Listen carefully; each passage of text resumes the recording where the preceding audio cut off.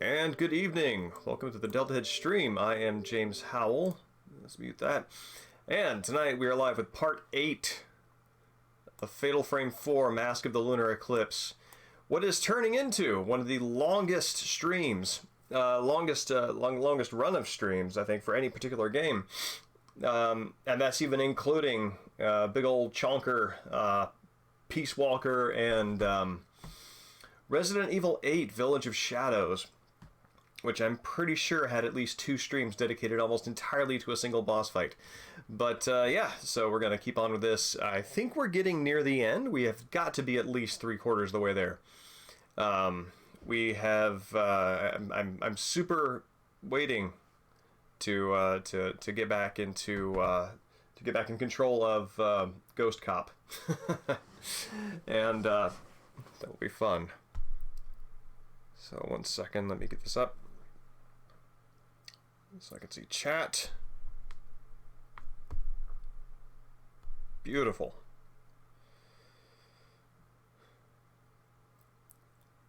And yeah, so I missed last week. Holiday, you know how it goes. Let's see. Much has happened in the interim. Gosh.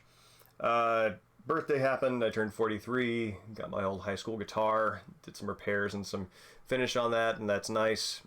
Had a wonderful cake made for me by my wife that is silver case themed. I called it the silver cake and put it up on Twitter. And I rarely put anything about relating to personal life up there, but that merited circulation, and it was well received.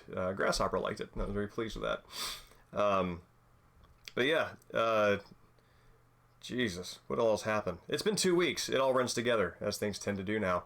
But yeah, so again, as has been the case for the past couple of months, no real pregame show, because media consumption has been at a low.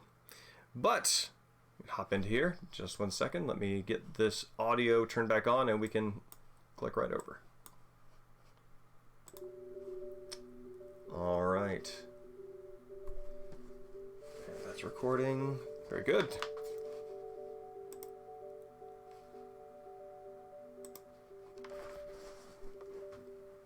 All right, you, sir, live there. You live here. Nothing break.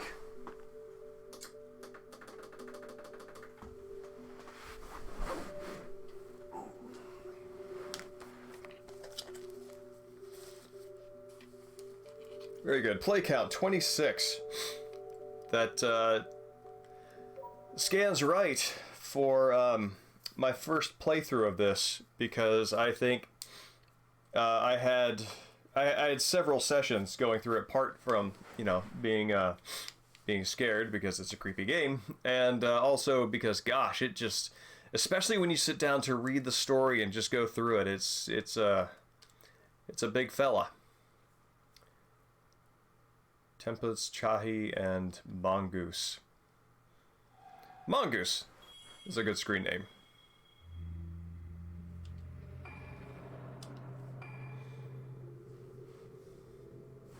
Here, let's adjust this guy so the Wii remote can see the LED lights. Very good. Chapter 7, Without Suffering. Okay, good. Yes, we are starting off with Kirishima.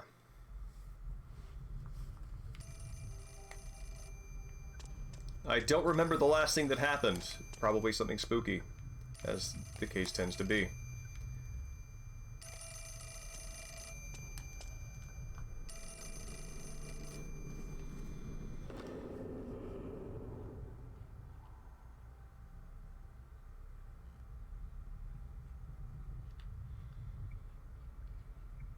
I think neither of those things seems like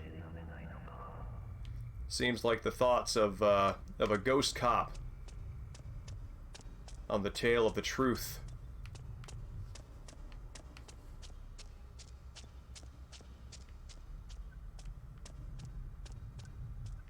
You better know and remember, Buster.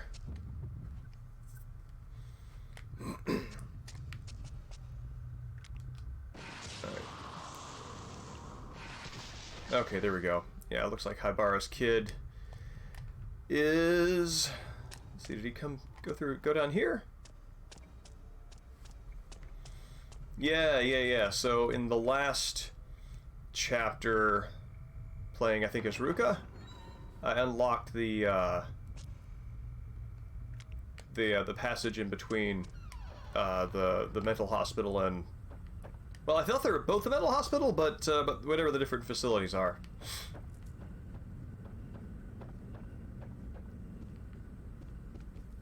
I remember I got massively attacked here last time.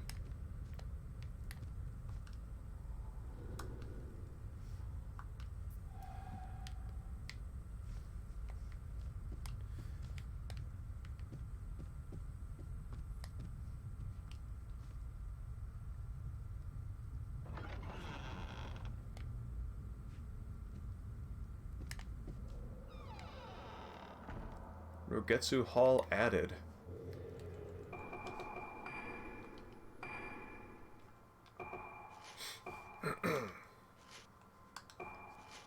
Attached to Haibara Hospital, a sanatorium built in a luxurious style, heavily decorated with traditional carvings. It looks like a hotel.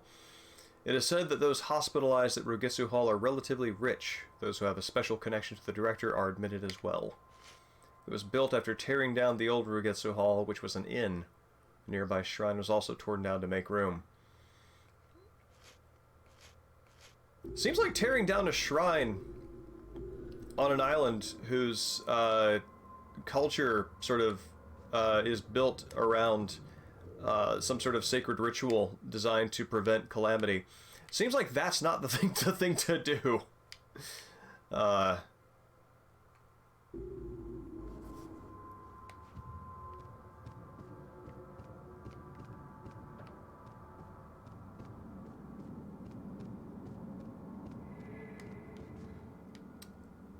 Did I...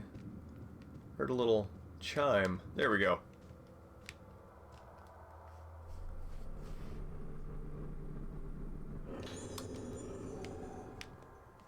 Cool. Can I power up this thing now?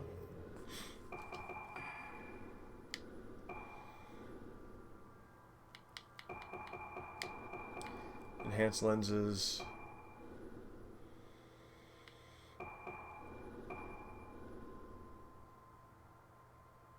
Oh, I see. Interesting. I don't think I want that. Evening Dream Bombs. Good to see you. I appreciated your note on Twitter about No More Heroes 3 and the possibility of you know, being able to get those visuals to a place where I could play it. I have considered that the flashing lights, the sort of intense, bright flashing colors, creating a migraine, could owe also to frame rate. As you mentioned, I don't have epilepsy. I have never had any kind of real problem with strobe lights before, so it's very curious to me that that game should sort of trigger that response. So perhaps frame rate can solve that, and I do hope it can. Because, I mean, No More Heroes 3, it's a well-received installment from one of my favorite directors and one of my favorite franchises, series of games, so that's definitely something I would like to add to my life. You know? I mean, you, out of anybody, would know.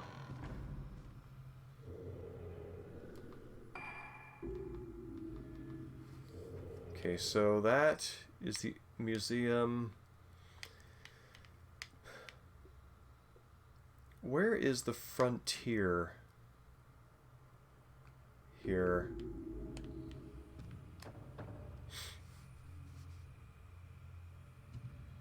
Okay, so there is the basement. Oh, right. I remember that we talked about that a bit. Bitrate being something to lower to get better quality. I completely forgot about that before setting this up. So let me see what I can do. Hold on one second. All right, and we're back. So, I've dropped it down to 3,000. We're going to see how it goes. I appreciate the reminder. All right. So, this looks like this might be an optional area for him.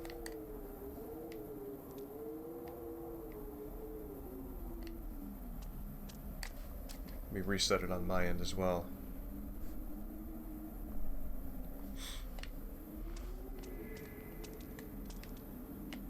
Okay. I heard a little jingle. There, is that it up here? Yes.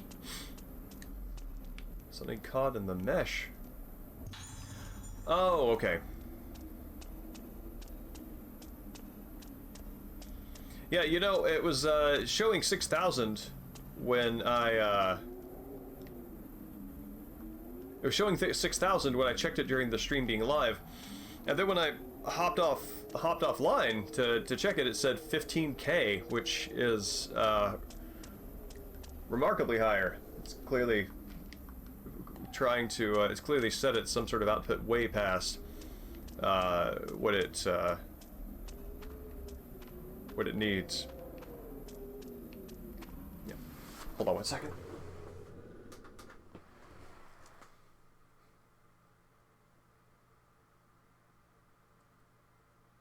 Okay, good.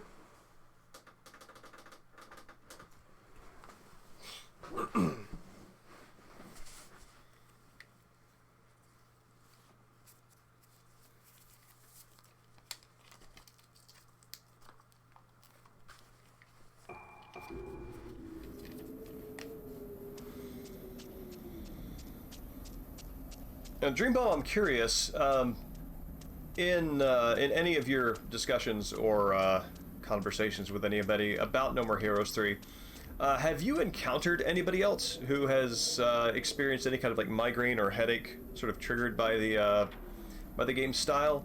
I did a quick look on, I just did a Google search for No More Heroes 3 and migraines. There were some folks who attributed it to the frame rate. And if that is the case, then, you know, that makes me hopeful.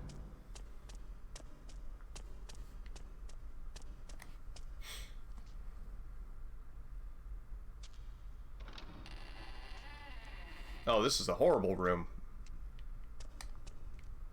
Oh, cool, that thing's closed now.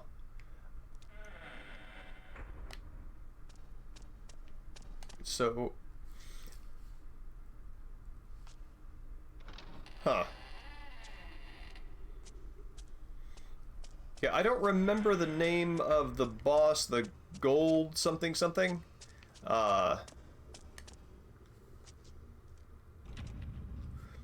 It's like you need to do the thing with the squares and step on the right ones to get the boss to the next phase and etc. And I beat that fight.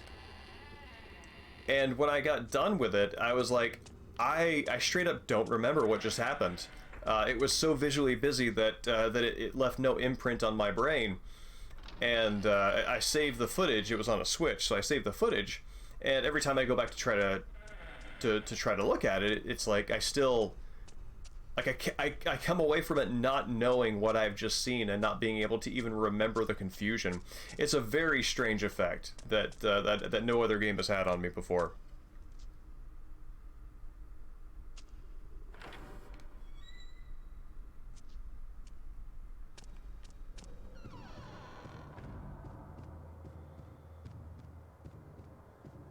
Maybe I take the elevator?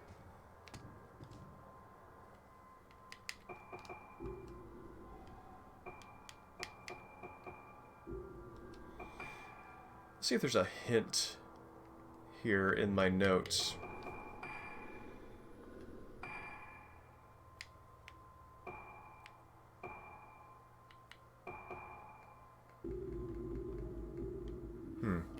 Maybe I went the wrong direction. Maybe I'm not supposed to be over here.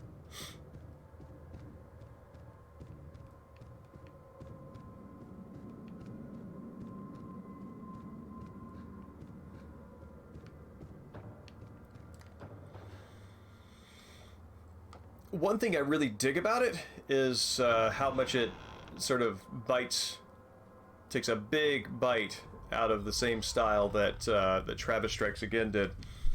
In particular with the non-engine content, the filmed sequences and other sort of animated sequences, where it just leans into Grasshopper's style of throwing many different styles at once at the player, and sort of having the world represented in a number of different ways like that. And I really like that they did that in ways that I haven't yet seen within sort of Grasshopper's body of work.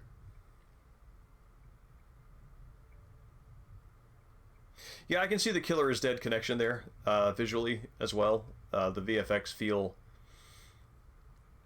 I don't know, Killer is Dead had this sort of like chrome lasery vibe to it, even in textures like Sumio's suit, and Travis Strikes Again sort of has that as well.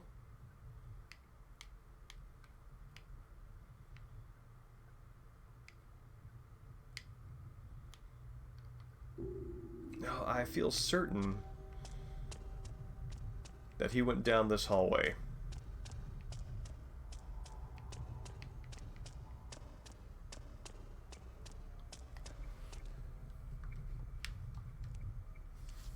Yeah, the hard shadows I really like. I remember somebody emulating No More Heroes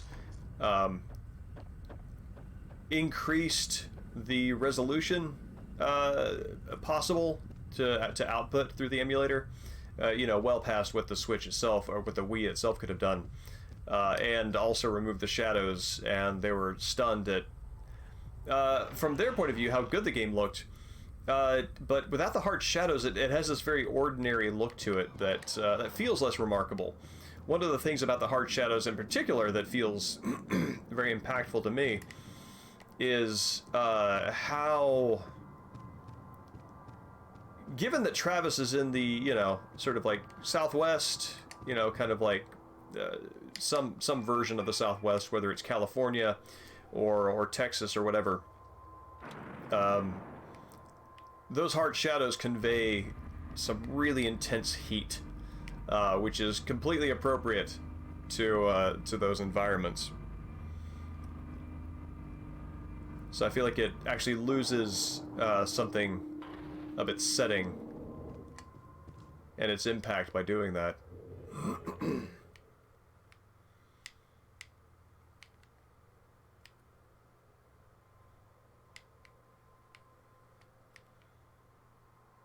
Okay.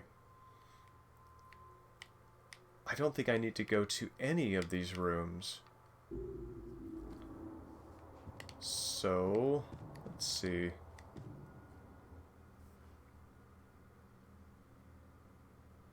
Oh, San Diego. I see.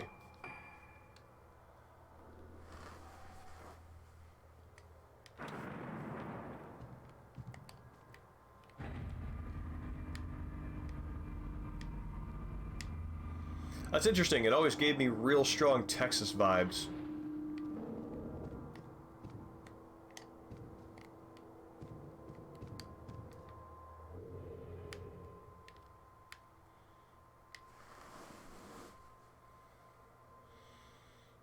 Maybe the entrance hall? I'm not seeing any doors here that haven't been opened before.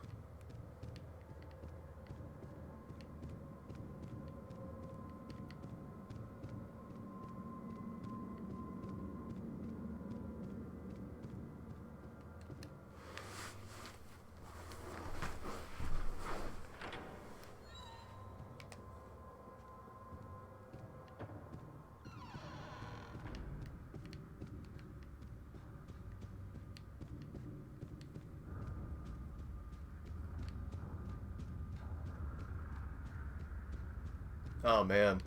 Ah!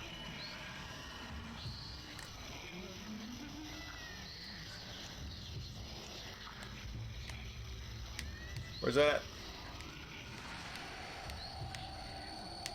You're like right in front of me, aren't you?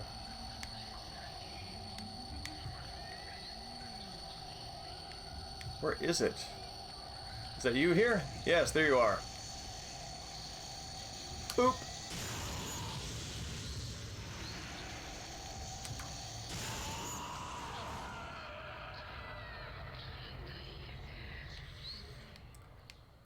Oh, that was cool. It disappeared into a puddle of raindrops. Okay, assuming that's not a random encounter, I must be on the right track.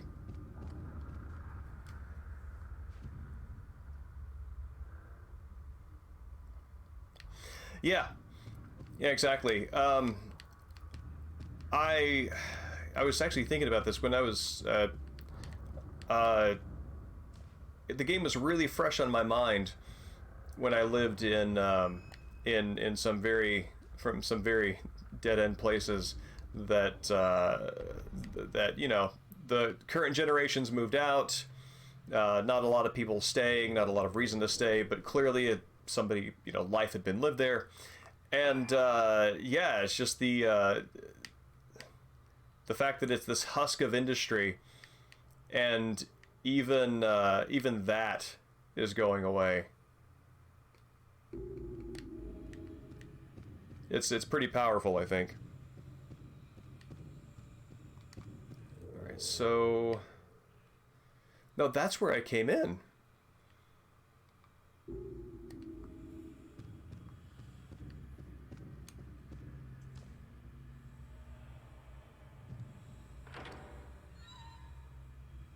I might actually have to look up where to go next because I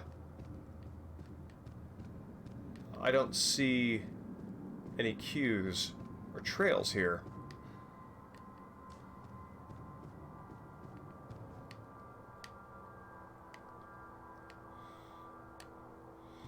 Yeah, I'm quite sure that as empty as Santa Destroyer was in No More Heroes 1, that there were many spaces that they'd intended to create more fight opportunities or whatnot. And even if that was the case and they couldn't get that in there because of development time or whatever, the end effect of that vast empty space is still, I think, more long-lasting and impactful to me than any sort of like level of like GTA level of populating a city with things to do. Oh, hold on.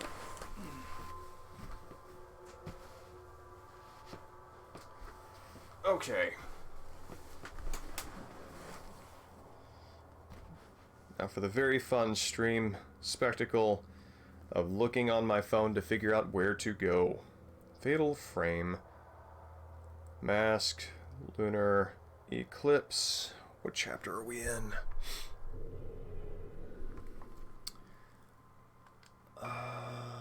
Summary. Chapter 7.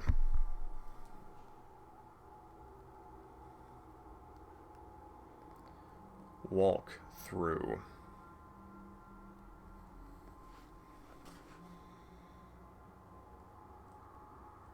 Oh my god, something with text, please. There we go.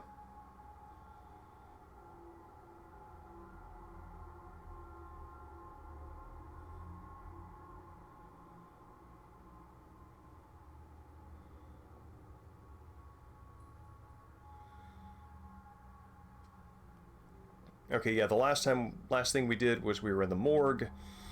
We did a whole bunch of creepy stuff down there. We came out of the morgue. Evening Arc, it's good to see you. Yeah, finally, you managed to catch me on a stream where I have no idea where I'm going. Because the hint that was given in-game has not been followed up by something that would be very useful in a very open space. All right, so chapter 7, Without Suffering. There we go.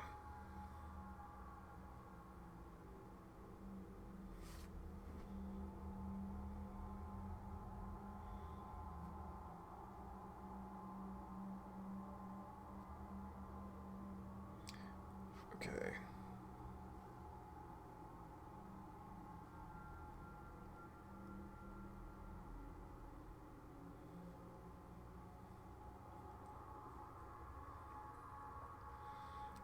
Commuter fracture cave.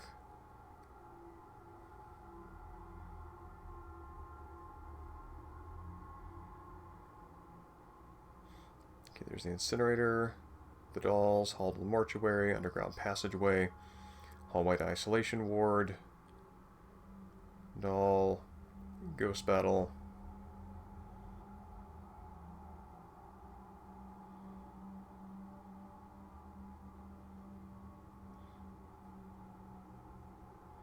Okay. High Bar Hospital, first floor, hallway to the director's office, director's office.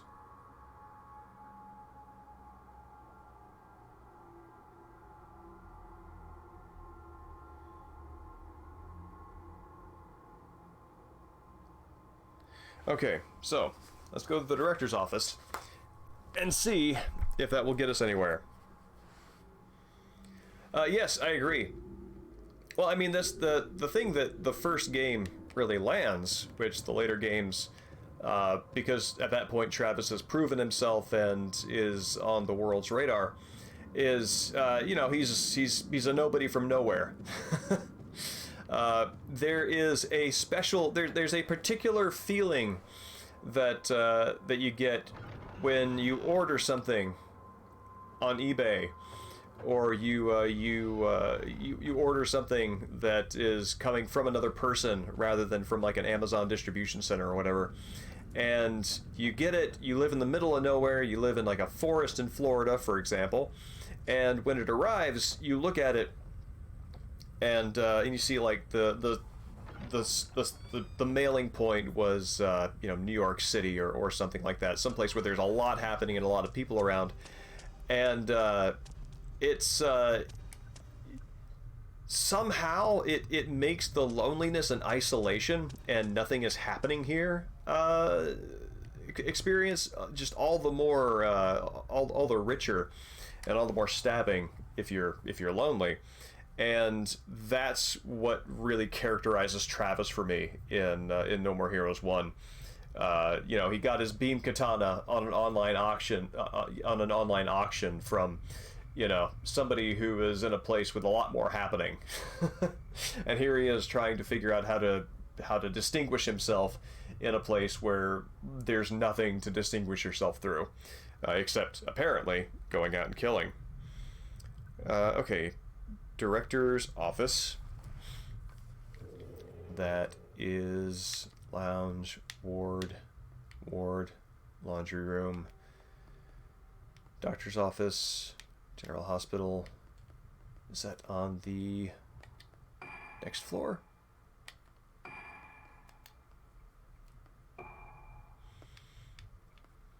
Examining room, medical records office, director's office. Okay.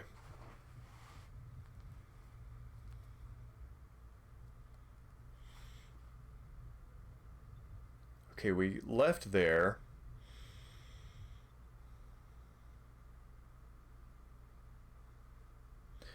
Okay. Medical records. Beep. Get assistance note 4. Examining room. Attacked by a ghost. Sanai Hozuki. Okay, do I have her blooming?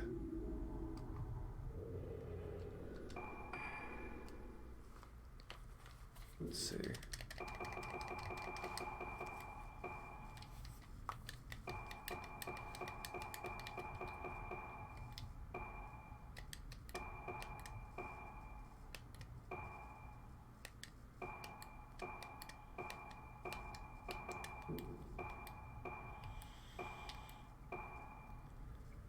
Okay. I have not fought her. So that should be my next stop. Cool.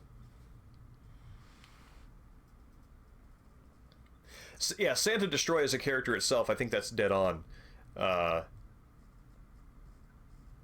very much dead on.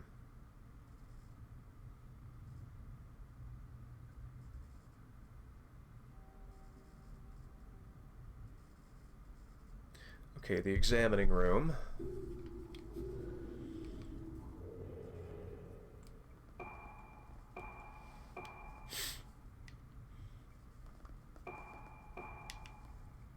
Is that a rooftop? Let's see. Before I go do that, let's see if I can go up to the roof. Oh no. No, I cannot.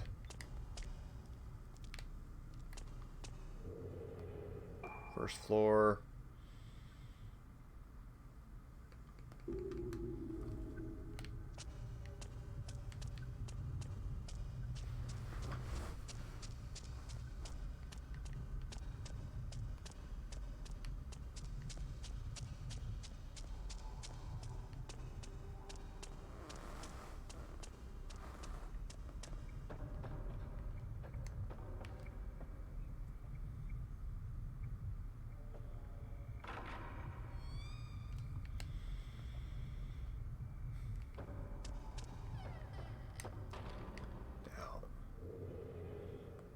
Okay, I'm in the examining room. This is where I should be attacked, and might have been at the end of the last stream.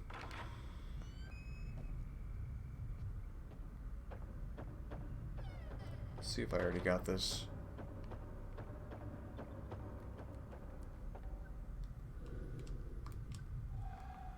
Okay.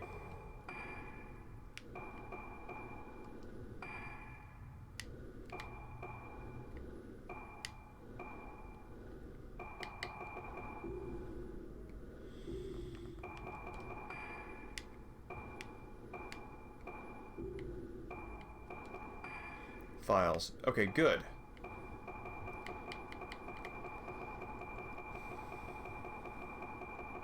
Okay, I have Assistance Note 4.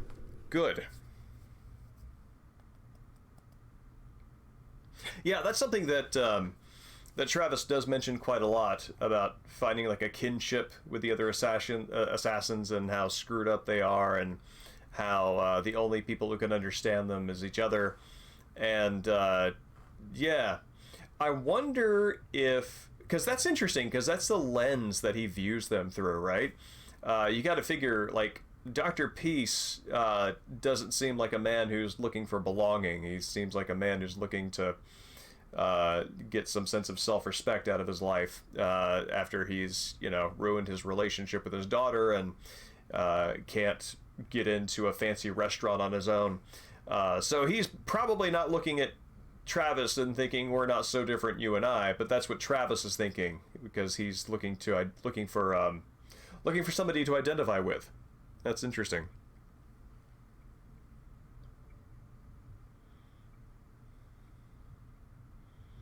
Assistance Note 4. Notebook updated. Leave this area. Examining room.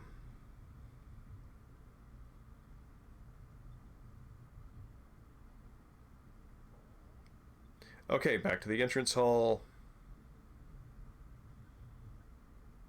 Save point. Save your game.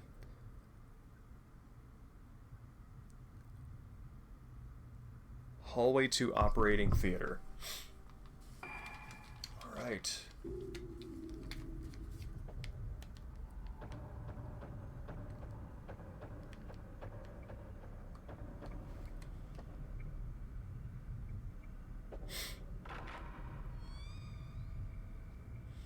I was thinking about that No More Heroes video project that I did some years ago, and I'm really glad that exists.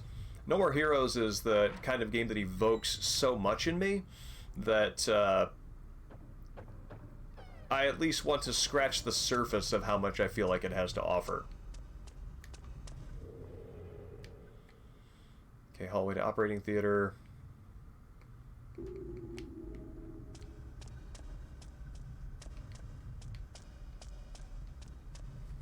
Alright, let's just double check before.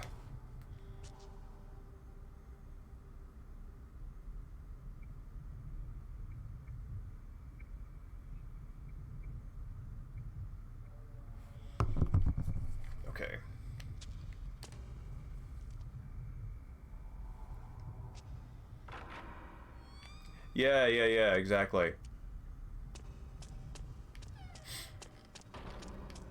Okay, no, I remember I did this.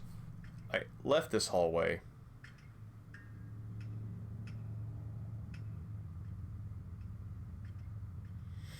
Okay, I went to the cemetery, had the big battle, returned to entrance hall, answer the phone, follow the ghost upstairs. Here we are.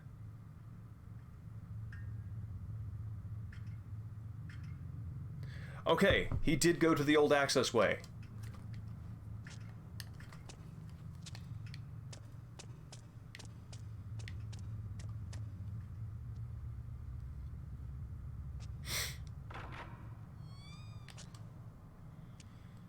Interesting. I don't, which game was that from and which part? Is it something that stands out in his characterization in No More Heroes 3, or is that No More Heroes 1 nuance that I'm not remembering?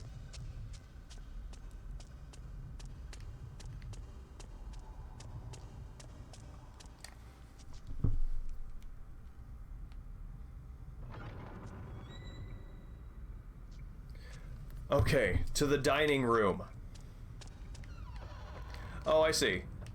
I only played No More Heroes 2 once. I did not revisit it as many times as I definitely did No More Heroes 1. It lacked that spark for me, so I don't remember a whole lot of that.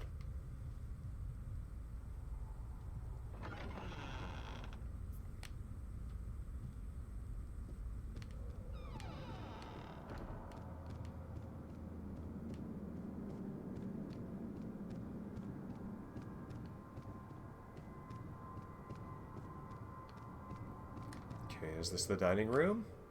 Yes, it is the dining room.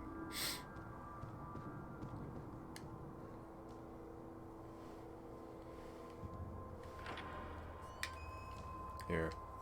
I want the wrist strap on, not because I think I'm going to throw the remote, but because I want the security.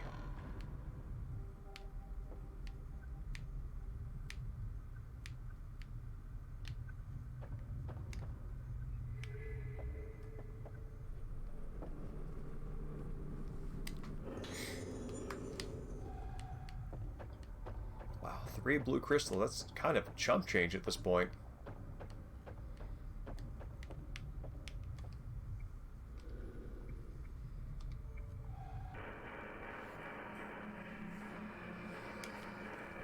Alright, so this is the first time...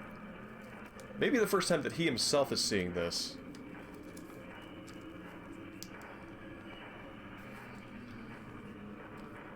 So this is the above-ground ritual. Underneath, he is discovering those girls who are part of the parallel ritual. No, okay, there he is.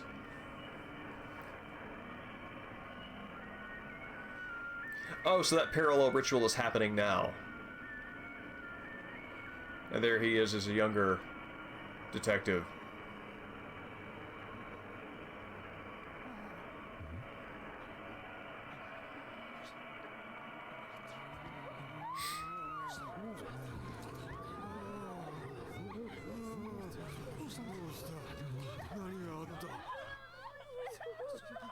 It's interesting, he's the only one there without a mask.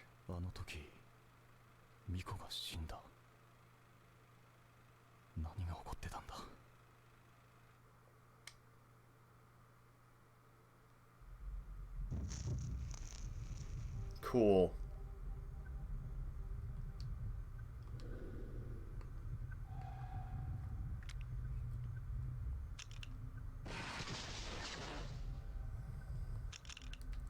Let's see. I don't want that. That's what I want. Alright. Cool.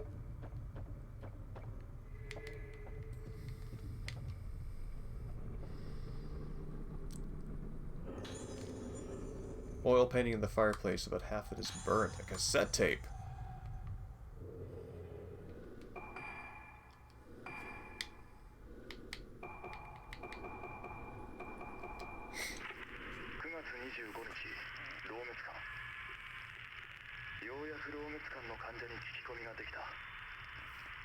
関係者以外は入るのが難しいが、さやかさんの口添えもあってなんとか潜り込めた。月遊病というのは記憶をなくす病気らしく、言っていることはほとんど要領を得ない。見たと言った次の瞬間には見ていないという。これじゃ聞き込みにならない。入院している少年から3階のマガキという男の部屋で少女を見たという証言を得た。これからその部屋へ向かう。Oh man, am I gonna have to go to the artist's room? 動滅館309号室。発見できず。どうもこの絵のことらしい。しかしこの絵、俺の少女の子。動滅館4階。ここで最後だ。奥の部屋を調べれば、この建物を全て調べ The fourth floor is the one that I can't access.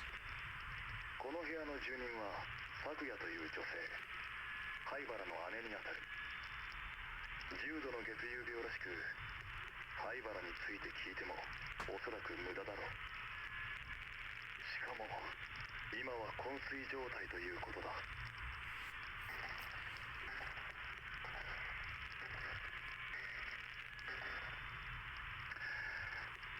しかしここはまるで牢獄だ。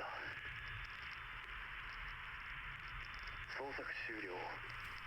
灰原も少女たちもここにはいない。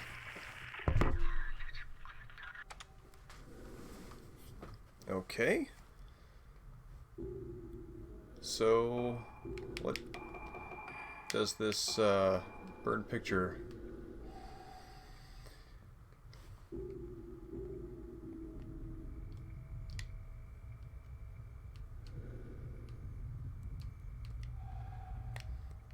Definitely gonna get attacked. Yep.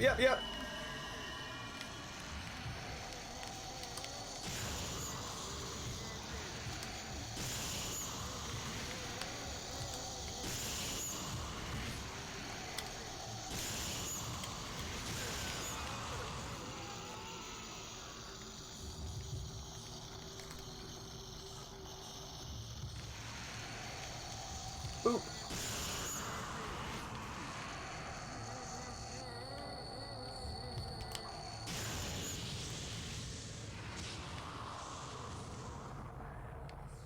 Whew. I like that they cluster. Makes that quite a bit easier for me.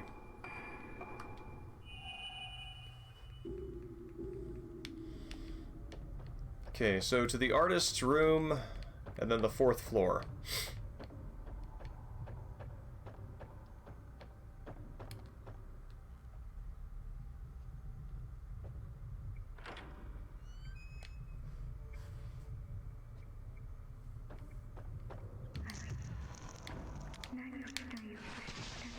Gotcha.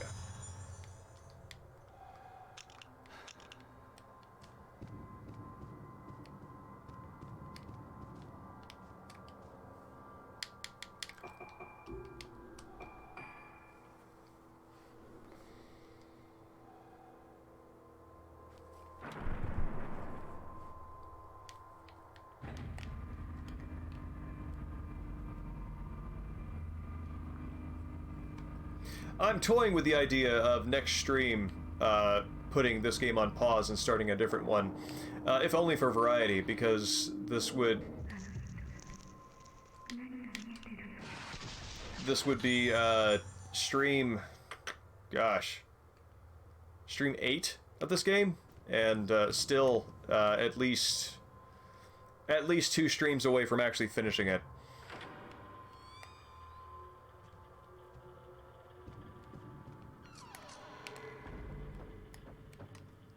I currently have on pause Killer 7 and Dead Space. Those are 2 that are awaiting completion as well. I want to shoot a report about a patient. Recently I've observed a significant change in the condition of Magaki from room 309. That's right, the artist. Problematic behavior has increased. For example, he grins as if obsessed by something and sometimes suddenly cries out in a loud voice. Yesterday, after lights out, he suddenly started to scream, so I ran to him. When I got there, he turned to me, grabbed me, and started to shout strange words to me like eradication and destruction. Furthermore, there have been dramatic changes in the pictures he draws. He keeps drawing his sinister-looking woman, and there's no doubt that this woman is the patient from the isolation ward. Why is Magaki drawing pictures of this woman? To me, it seems like an omen for that person without a face to awaken. Okay, so the invincible lady is Haibara's sister.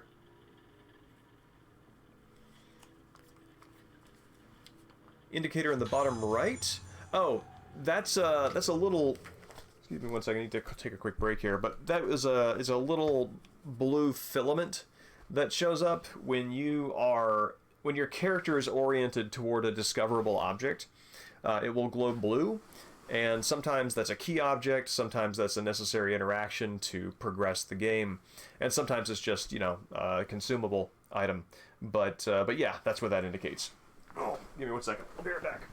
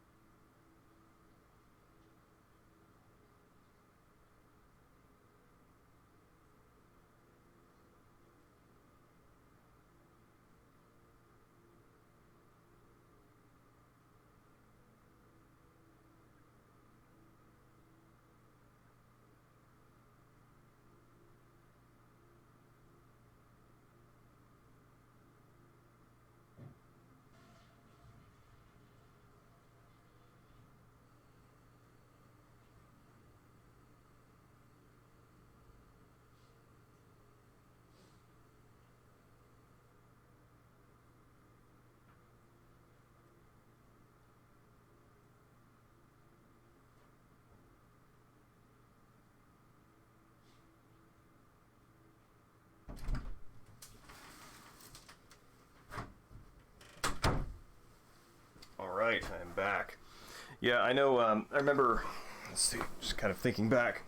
Took a break on Killer 7 right at the start of the, right before the Ayami Blackburn fight. Mainly because even though Blackburn's residence is probably atmospherically one of my favorite, because of the music and the level layout, one of my favorites in the game. Blackburn's storyline was a little darker than I was feeling like revisiting at that time, so I put a pause on that. And Dead Space, I don't think I stopped that. I think the main reason I put a pause on that was because that water damage incident happened, and that basically put everything in life on hold. So this, I think, would be the first game that I actually paused because I'm getting a little bored of it. Nothing is abandoned, merely unfinished.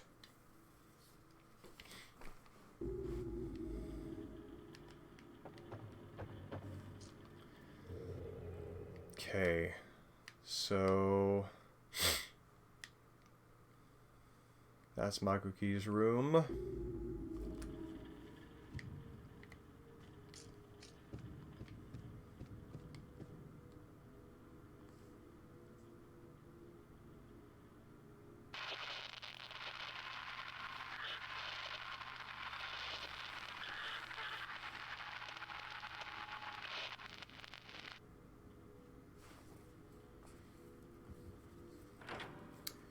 I'm not sure what that indicates. No, not bored of Dead Space. Dead Space is fine. I really enjoy it. I mean, bored of this, just because it's taking a very long time. It is a very chill-paced game, but I'm ready for something that's. I feel like whenever I play this, I'm sort of revisiting the same thoughts over and over again. Maybe that's on me more than the game, but I'm ready to sort of introduce a little variety to it. Spooky phones. No, Dead Space.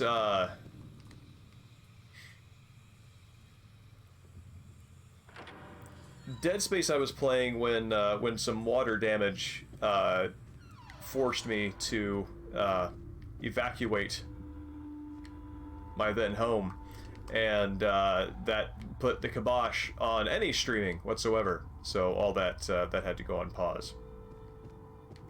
Oh, maybe I am meant to investigate the sound, even though it let me continue going through the door.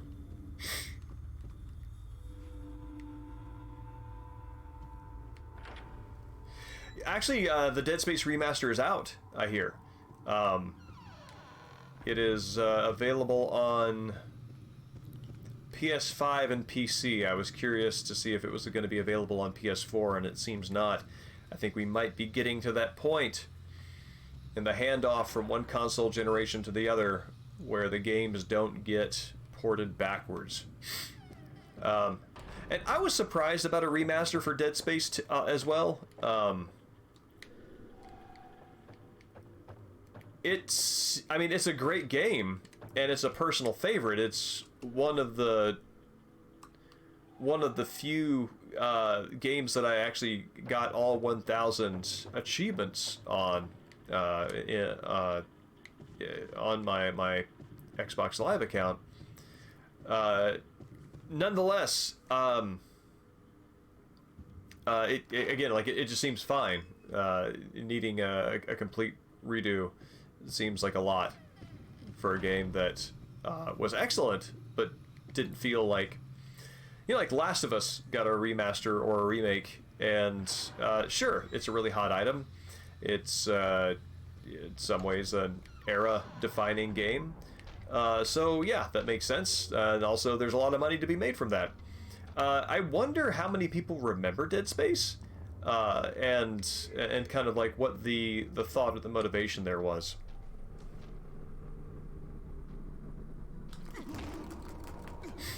January? I could have sworn I was talking with somebody who was playing it now. Ah!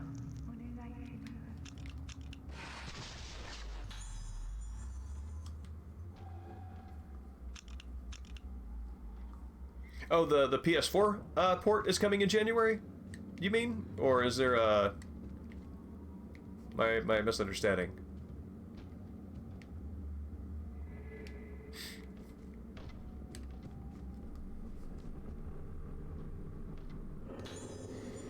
Picture of the former hospital. Sayaka's diary. Soya's obsession has engulfed him. I can't understand. What idea is it that drives him and Haibara this way? If Ruka isn't treated quickly, it seems that she doesn't ask about the island, but about some place far away. After this, however, it may be impossible to help Ruka. Soya, I'm sorry. I'm worried about you, but it may not be possible to save you. I think I will leave this island soon. Oh, the Last of Us remake, do you mean? I'm sorry, I think I'm jumping between 2 or 3 different topics, and I think I'm losing the context on my own.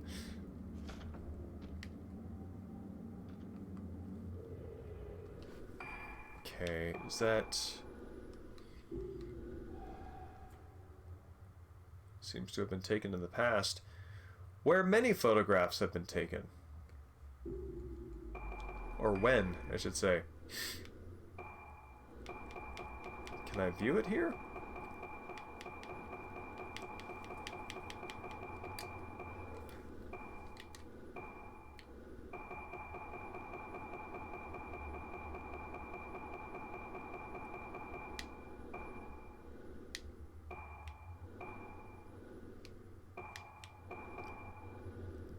Okay.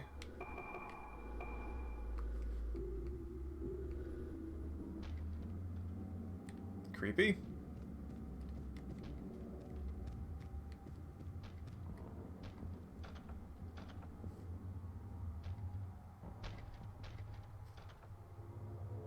Yeah!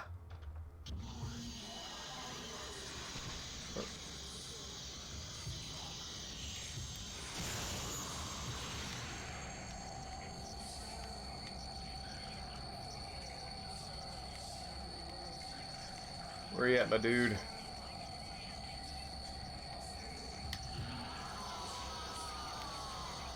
Ah!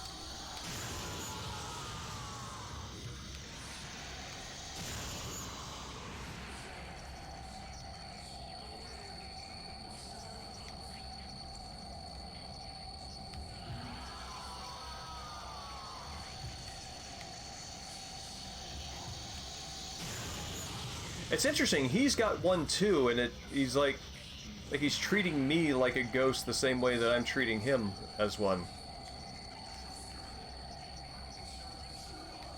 A battle where two ghosts are trying to exorcise each other is a pretty neat concept. There you are.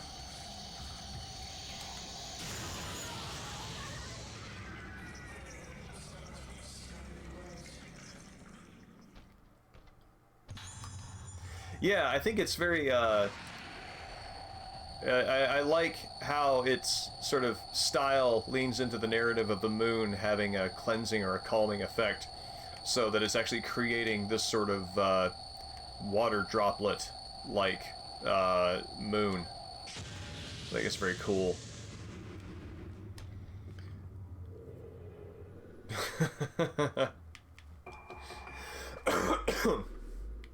Excuse me. Yeah, that kind of doctor, right? The one that, the one that, is going to make sure that he knows that he disapproves of the way that you're living your life based on how it's impacting your health. Okay, so, did I just pick up a file? Or it's just a key? I straight up do not remember literally what just happened. Well, I'm pretty sure this key goes to, the artist room.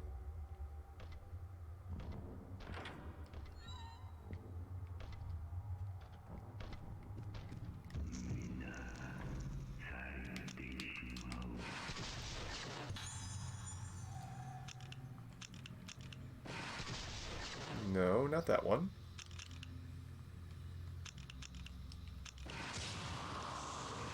There we go.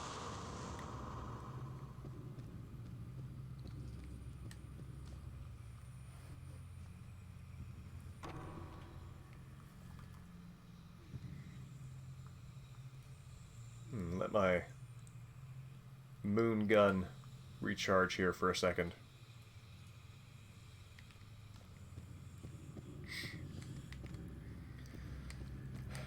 I think after the stream tonight, I need to update the YouTube channel with the archives of this game.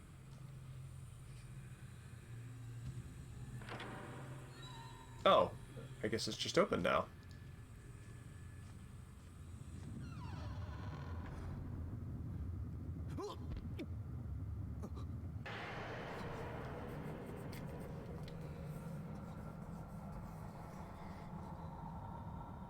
He's like right behind me, isn't he?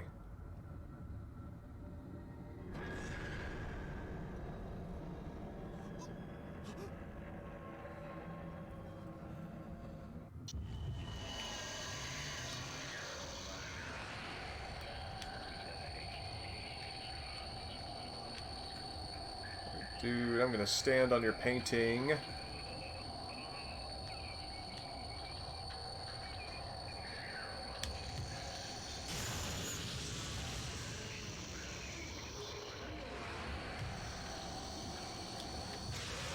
Right, ah, there you are. Oh, weird, he throws paint at me.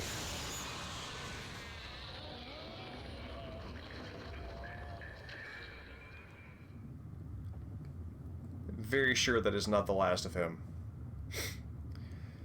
Evening, Mexican Sting. It's good to see you. Whoa, I can strafe? I actually feel like I can strafe more quickly than I walk forward. Let's kind of see this here. All right, so 2, 3, 4. Okay, so count of 4 roughly. 2, 3. All right, yeah, it's running is still faster, but it's comparable. Evening, Swimmy. It's good to see you.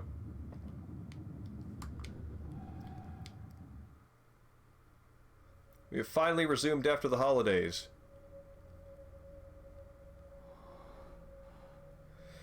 I was mentioning to Ark and Dreambalm that I'm thinking about putting Fatal Frame 4 on pause after this stream. It's going on quite a long time, and I'm ready for a little variety.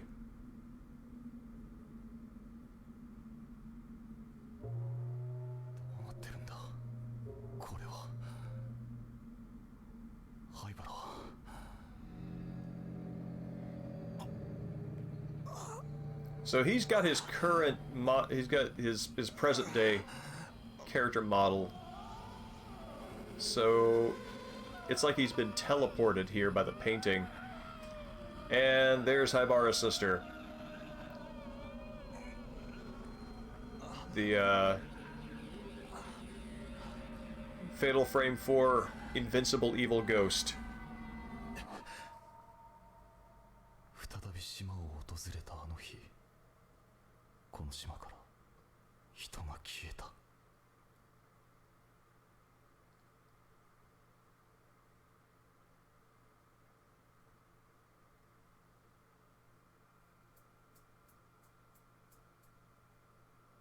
Whoa, that's it. That was a long chapter.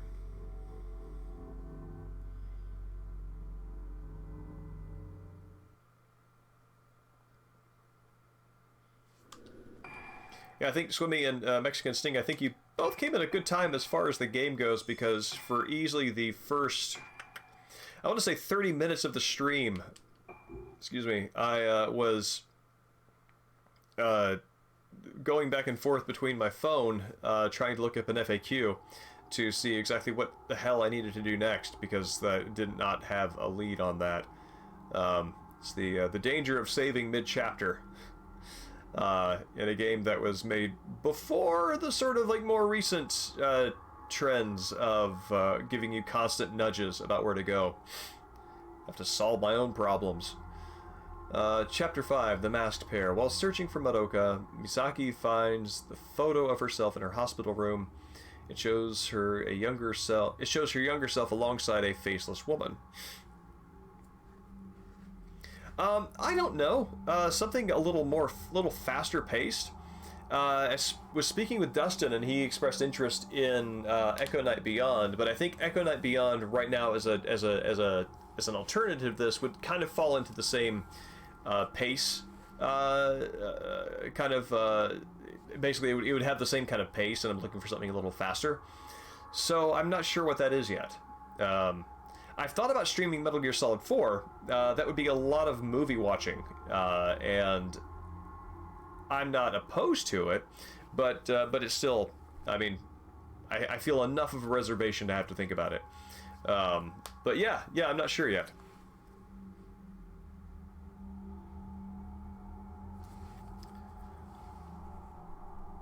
Oh, no. No, thank you. Goodbye. There we go.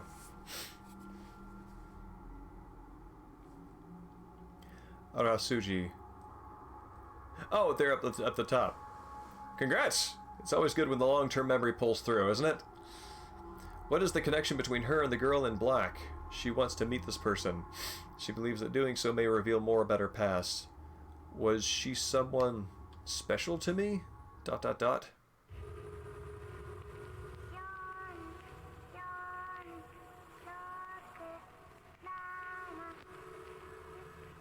467.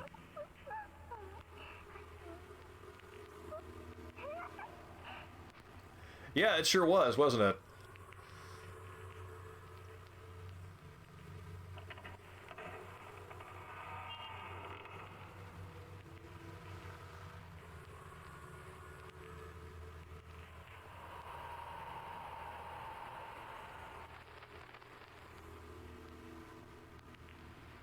Oh my. Oh! I bet that's her. I bet that's the sister on the 4th floor. Sakuya.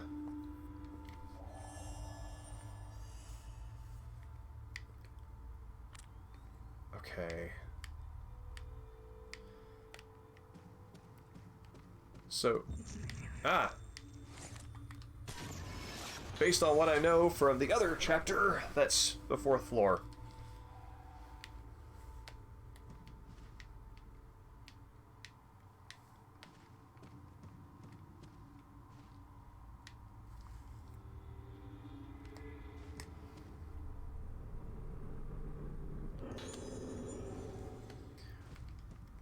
One very grasshoppery thing about this this fatal frame that I quite enjoy is the sort of it just kind of leans into the time problem in a way that's fairly interesting. Like, you have 3 characters running through the same space. As far as the user's experience goes, it's in sequence, so they all should be there at the same time in our minds because the player is here all at the same time. But they're not, and you're sort of unclear as to what plane of existence any of them's living on. It's very mysterious and weird in that way, and yeah, I feel like that's an aspect of a ghostly narrative that I feel like Grasshopper is uniquely equipped to handle.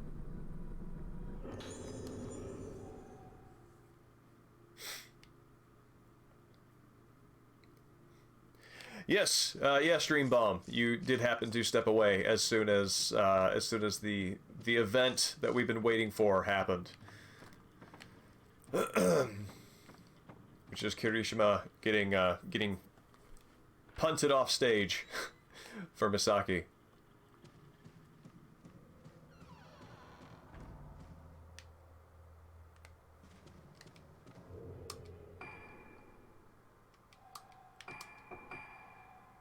Here's my Frady Cat save.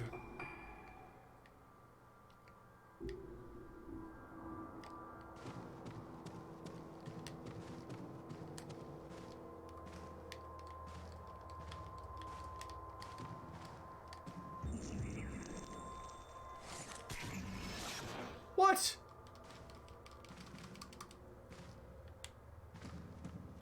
Was I somehow too quick on the draw? Flat zinc cast key. Oh! I have an item for this.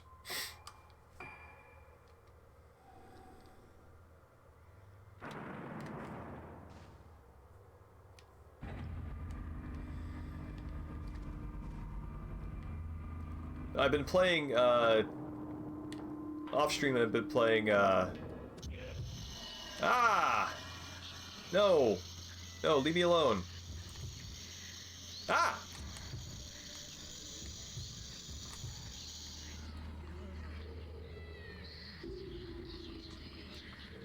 Did not ask for this. Okay. Film 32.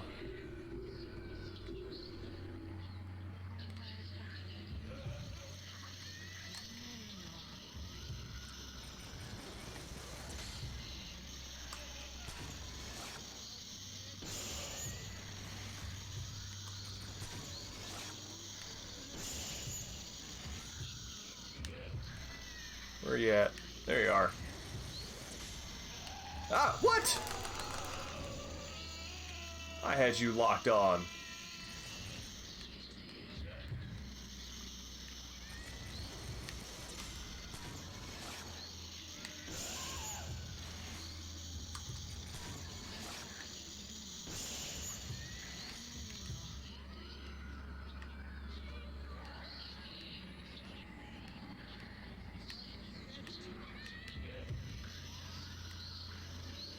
There you are. Yeah. Gotcha. I love that, like, laundry list of bonuses that you get to each shot. Like, it happens so quickly that I can't possibly read all of it. It's got kind of an arcadey feeling to it, but just seeing that big chunk of text right there, it just lets you know in the back of your brain that you did a lot of really good things. It's cool.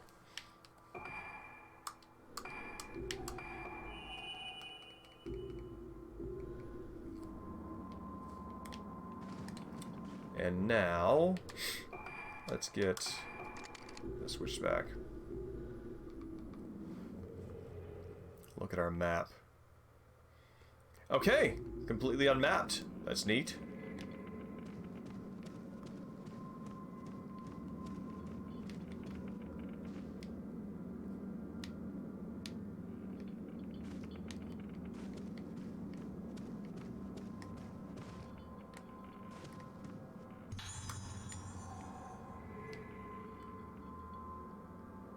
Oh, thank you.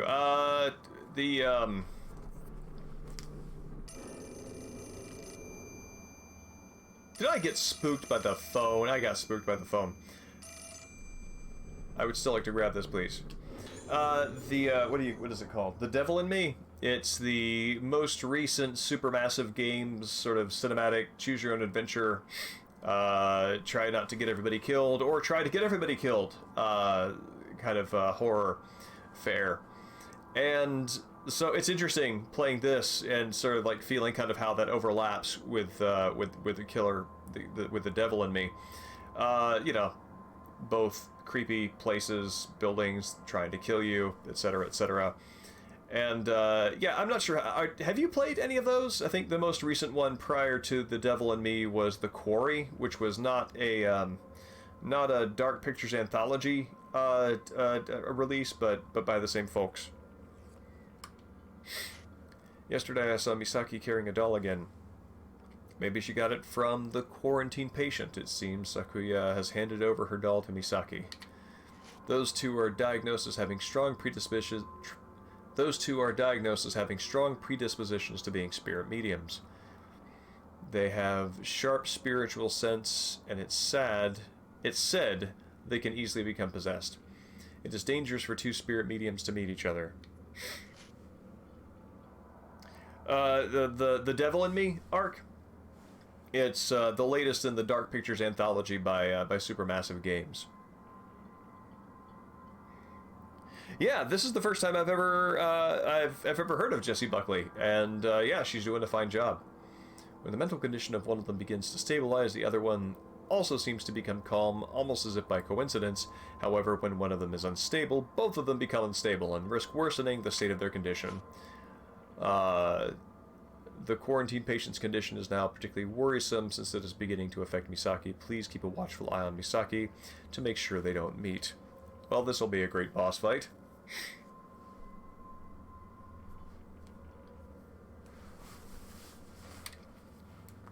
Yeah, it's fun as a viewing experience. The Quarry, I feel like, is the best of them.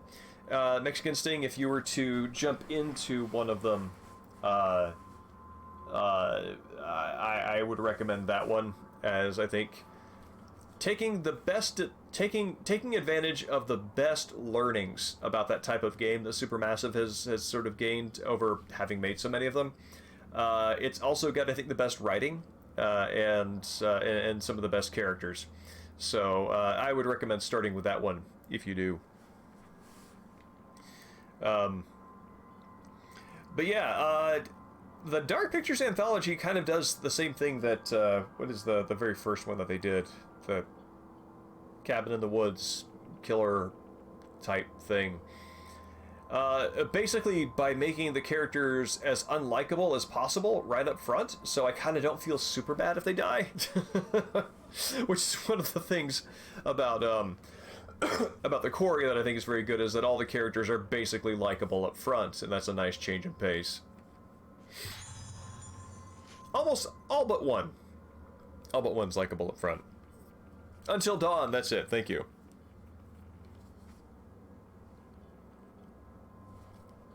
It's telling me that I went offline. Is that the case? Let's see. No, good, there we go.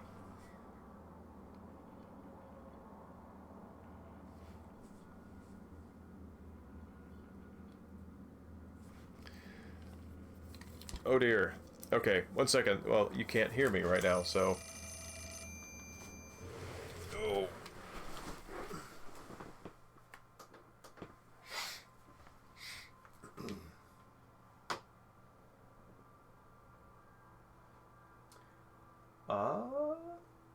Shows that it's still going. Let's see.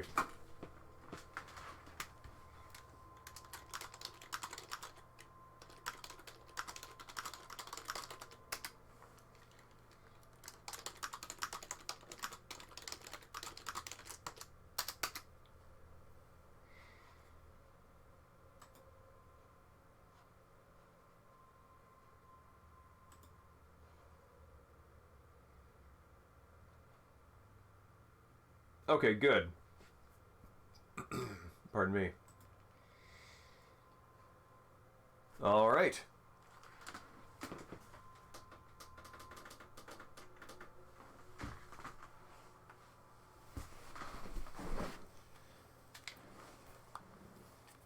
Thank you for letting me know.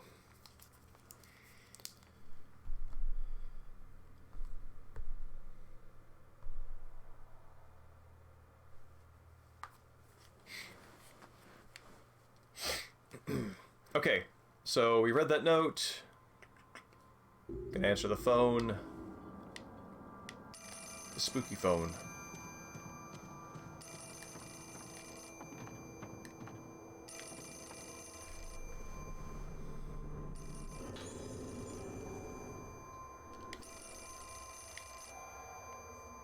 Is there another phone?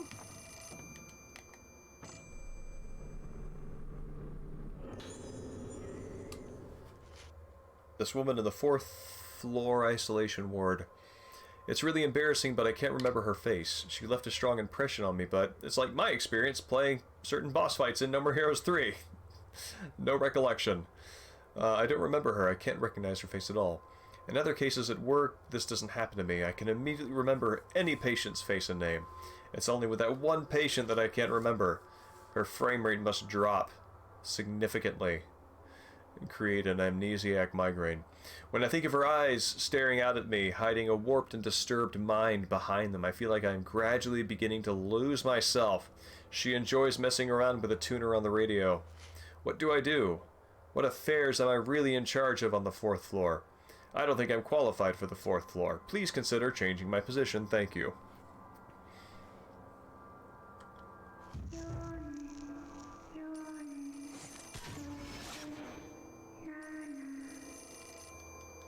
Ah!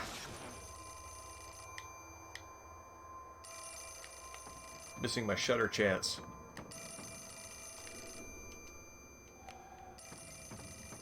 Okay, so is there something here? Oh, 4, 4, 7, 8. Alright, this is cool.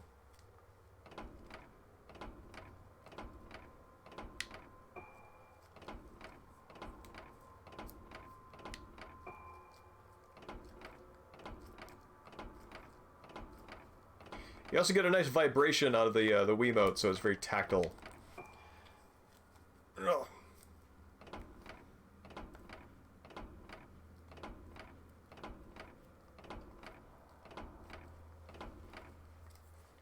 Nope. Wait, that was not it? Oh.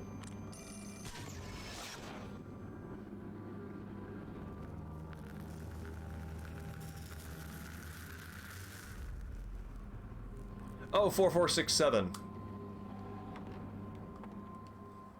I misremembered. It skipped 5, that's it.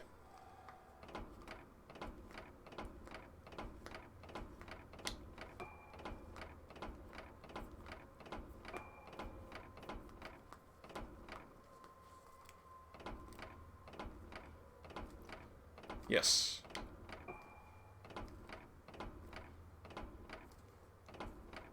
There we go.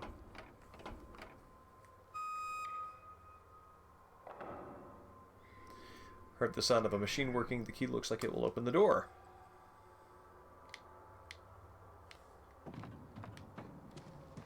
Did the phone... Okay, there we are. Oh, here it is.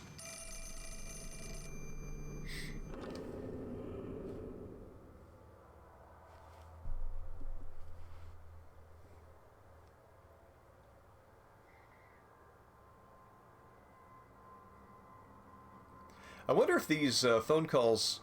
if maybe I omitted the files by accident when I recompiled the ISO. I'm not sure.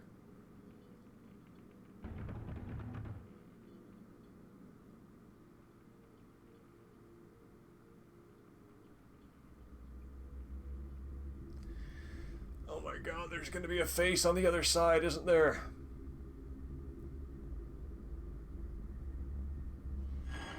Da-da-da!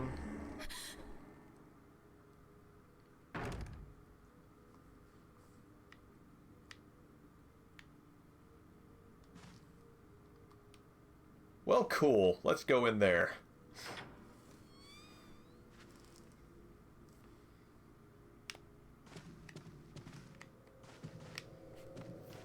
Yeah!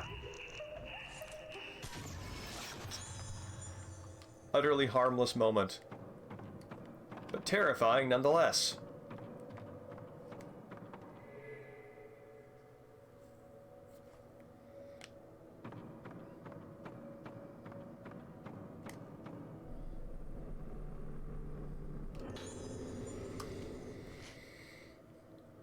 Why won't you let me kill her? How many times has she called for me, dragged me further and further in? Find her, go to her and you'll understand. She might already be different. Her face changes while staying the same. Can't you feel her drawing me in? Calling me, calling me, calling me, calling me, calling me, calling me. Ah!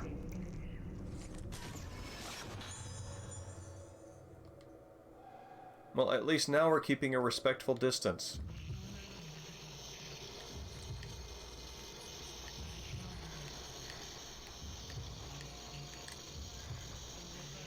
We're gonna switch film. Ah!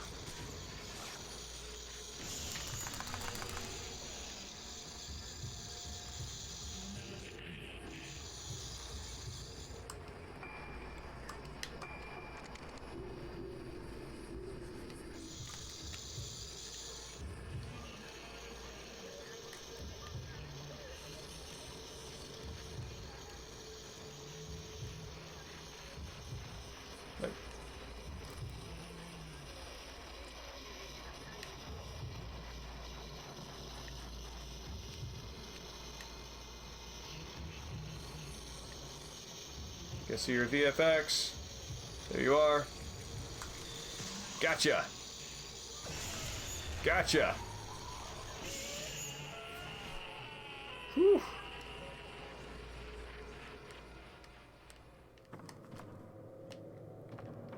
That's good. That's interesting. They, by basically giving you the only opportunity to take a snapshot of her when she's rushing you in a hallway, they force you to use the shutter chance as your opportunity to really do damage. That's cool.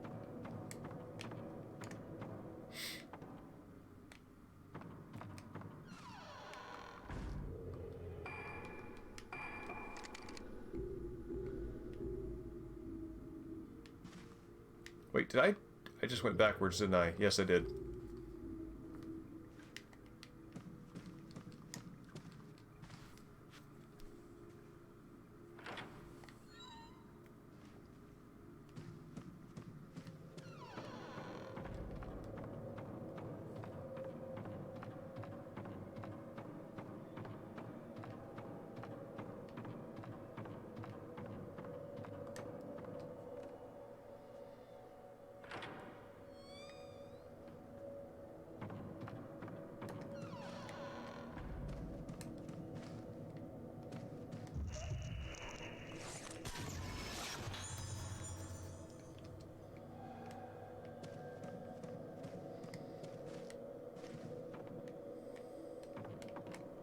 Is this one of those dolls? It sure looks like it is.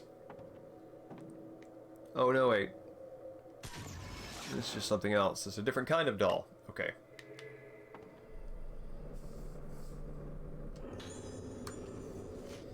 About the patient in the 4th floor isolation ward.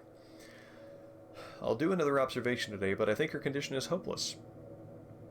When a woman has a psychic disposition like her, with a sharp spiritual sense, then contracts Lunasadata syndrome, they often suffer from significantly more severe symptoms.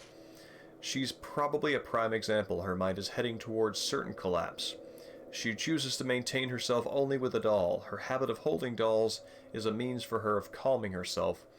This is because she is in need of a spiritual vessel to reflect her inner self.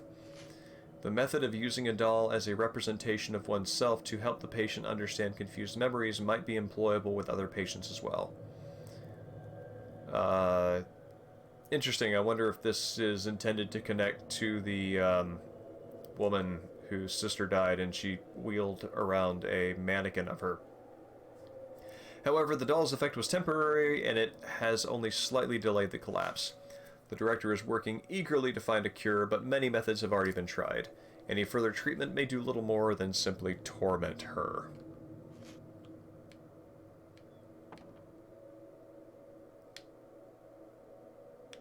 Okay.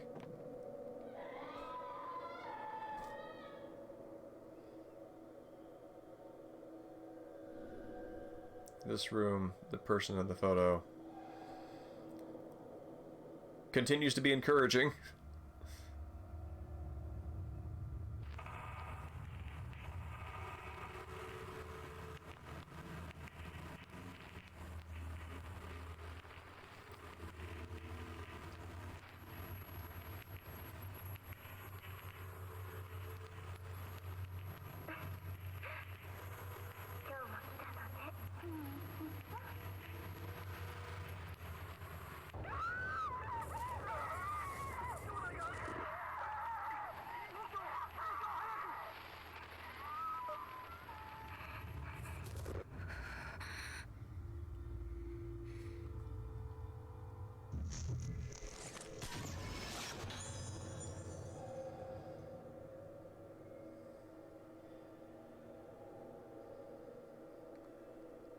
Cool, I super don't want to go over there. So, let's look at our photos.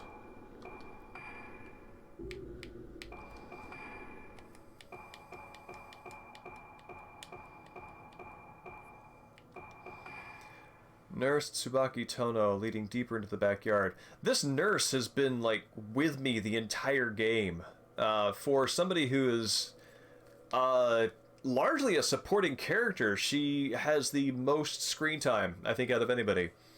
Leading deeper into the backyard, keeps advancing through the bamboo trees, dominated by pale moonlight, beckoning Kirishima through the darkness of night, leading him further into the backyard, climbing the steps, to rotatory gates, man inside sink. Discarded pieces of his body are immersed inside the sink. They dismembered him piece by piece to gain understanding of the effects of the experiment. Nurse Tsubaki Tono leading Kirishima upstairs in Rugetsu Hall. She wants him to know something.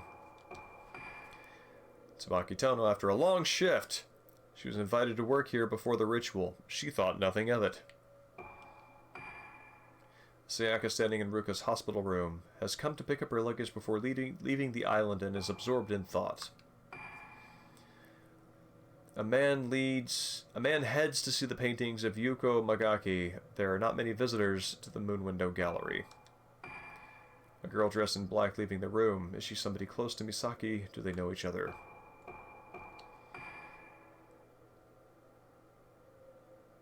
Two people advancing down hallway. A young Misaki advancing down the hallway with a girl in black clothes. How does she know this strange girl? Oh, this is a different nurse. Okay, 4th floor duty nurse, Shie Sonosaki, trying to prevent the special isolation ward patient and Misaki from meeting. A young Misaki advancing the hall with a girl in black. They anticipate what's past the door. Woman cradling a child's doll. She watches Misaki warmly, but Misaki doesn't remember her.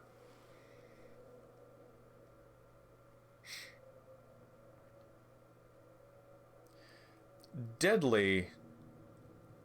What setting is that? I only remember 3. There was... Is deadly normal? There was like easy, normal, killer 8, and then grasshopper 7. Those are the difficulties that I remember.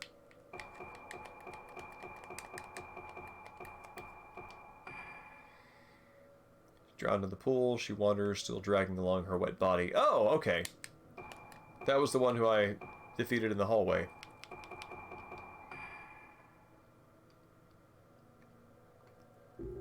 Alright.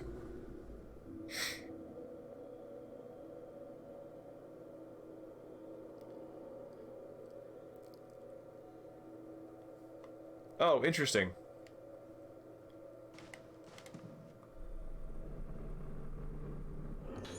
Killer 7 goes for a surprisingly, well, it goes for a surprisingly large amount. The GameCube version does. I was in Pink Gorilla several days ago and saw side by side the GameCube and the PS2 version. The PS2 version is like $15 budget, and I think the GameCube version without any of the packaging is something like 70. So marked difference in resale there. The other day, a nurse committed suicide. The patient in the isolation ward called her the faceless person. For some reason, she suddenly ran into the isolation ward and committed suicide in front of the patient. There were indicators that she had been hysterical recently, but scared or not, I don't know why she went to see the patient in the first place. I had noticed how she had been walking around the metal bars without any purpose. When we discovered the nurse, the room was in a mess, but the patient just sat on her bed as always, smiling. For some reason, I too can't recall that nurse's face clearly. Yeah, really. And I can kind of understand why. I mean, just in terms of quality, the PlayStation 2 port was actually my first experience with it. I did not have a GameCube at that time, or at least didn't have the GameCube version, and the load times are significant. When I played the GameCube version finally and saw that switching between the Smiths as the blood particle effects explode and then regather, that's supposed to be nearly instantaneous, I was like, oh my god. The PlayStation 2 port is not optimized. There was a similar case before when a different nurse got scared. I'm wondering if instead of keeping the patient in, these bars are to prevent anyone from going to see her. Alright, let's do it.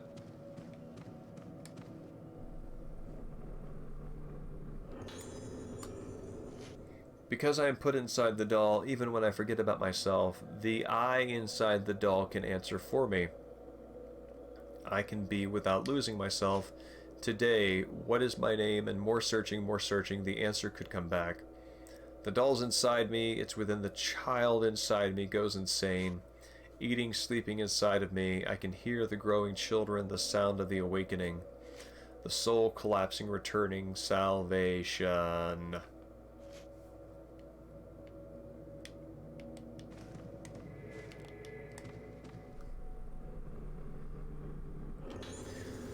Wow, just so many diaries in this game. Next to the broken mirror, there's an ornate red diary. The person who ushers in the souls, people eating away at my own sound. People eating away at my own sound is very interesting. Please, I don't want to know your pain. I'm like you. Misaki won't be like me. A world without sound, a world without sound, a world without sound. I'll give you my sound.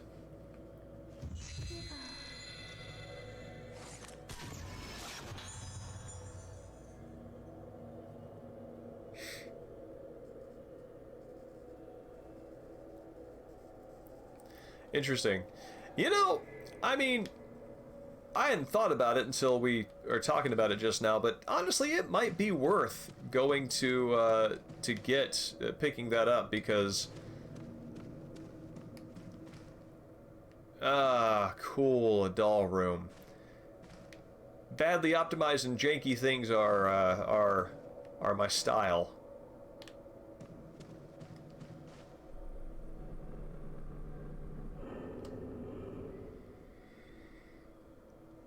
Looks like one piece is missing.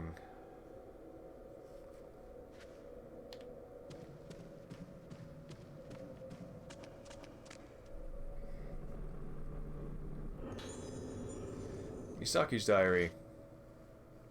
I'm not allowed to meet with Mia anymore.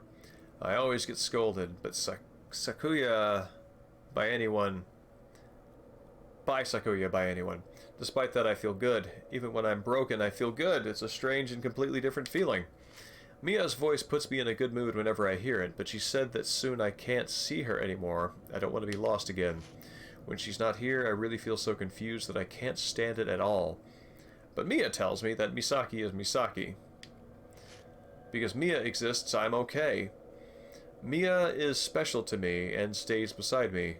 Mi means sea, Ya means night, and we will always be together.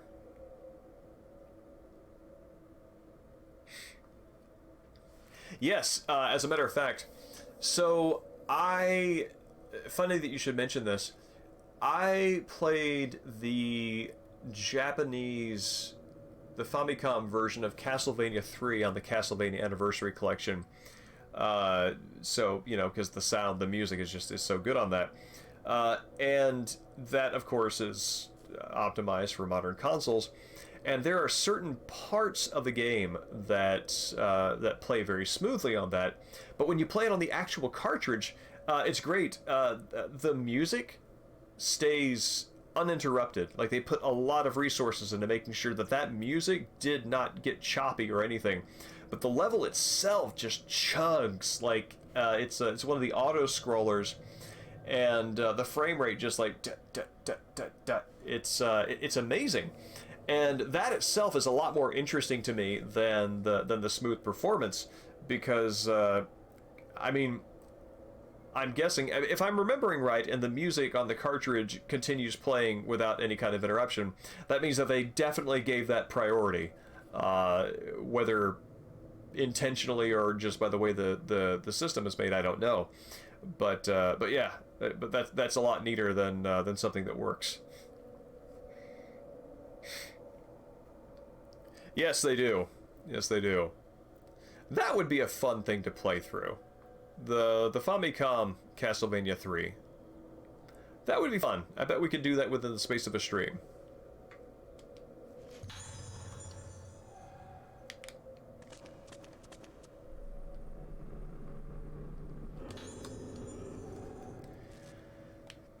I played a lot of Castlevania 3 when I was in late high school and my freshman year of college. It informed my aesthetic in some pretty significant ways. Okay, so yellow is in the upper left.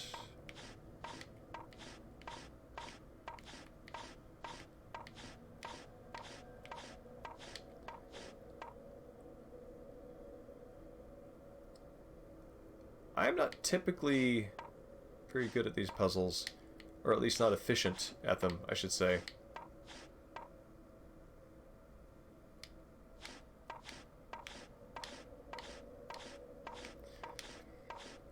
I always feel like there's a secret skill, like there's like a formula that you could use to get everything right very quickly, and that always feels like that escapes me. Okay.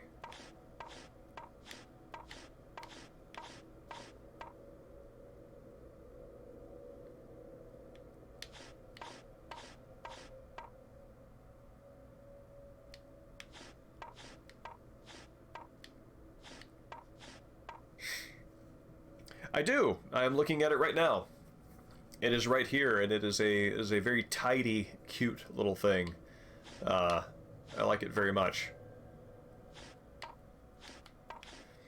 And so that is what I would be playing it on. It is it has been modded to work with the video out of video out for a North American display. But other than that, yeah, all the hardware is the same.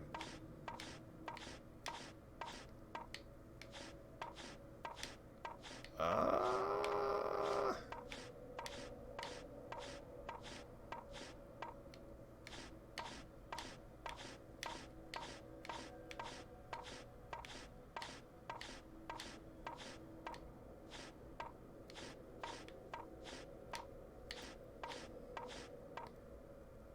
What is missing?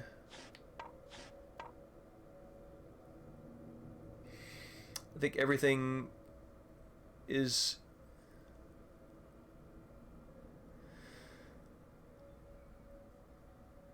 Everything... Oh! Okay. I think I see. Yeah, slide puzzles are,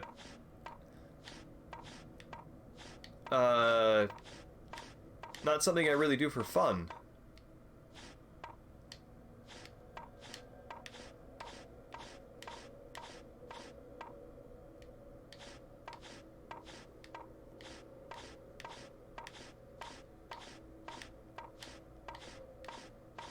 Okay. The one in the upper left we need to get down here.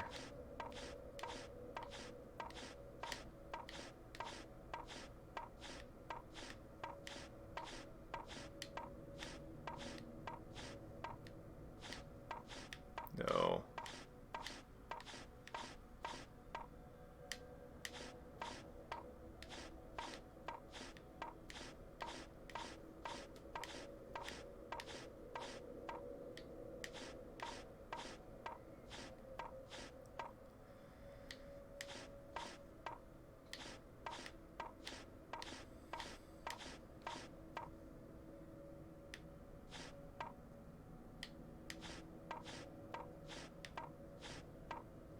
Okay.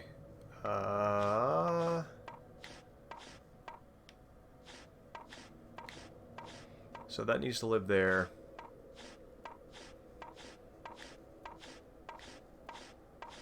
That needs to live there.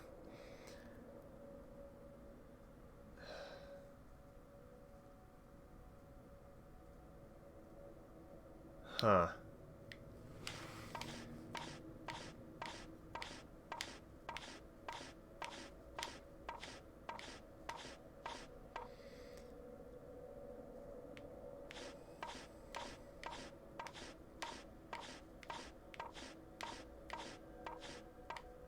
The thing that always catches me about these is that,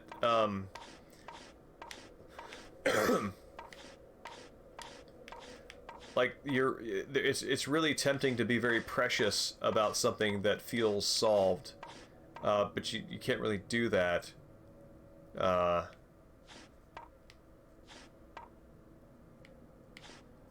Because then you don't make actual progress.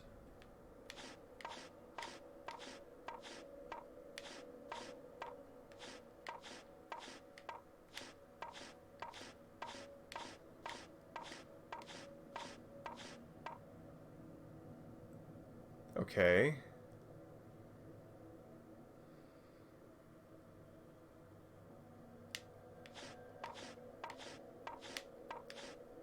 No, that's not right. That's right. Okay. So now it's a matter... So the piece that I have to fill in goes in the lower right.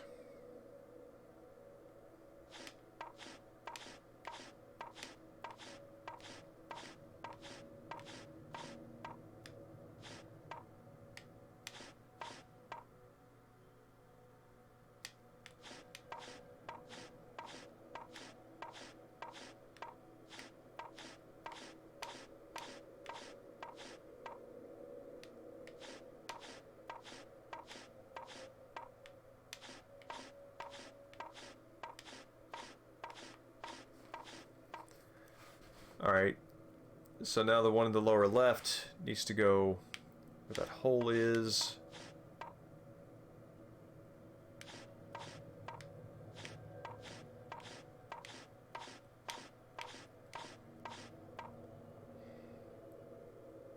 So I think we're really close.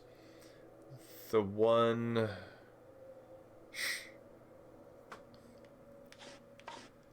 Yeah, right about now is the point where I kind of start to lose my grip on it because oh,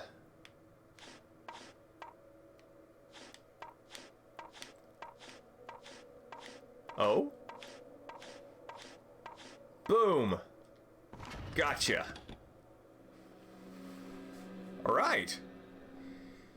All the wooden pieces have been put... I mean, it's basically like screw around and find out. I don't know the strategy to these things. And as many times as I've done these puzzles, both as like an idle thing when I was a kid and I had like a little plastic puzzle like that had like one picture on it and you sort of had to do the same thing each time.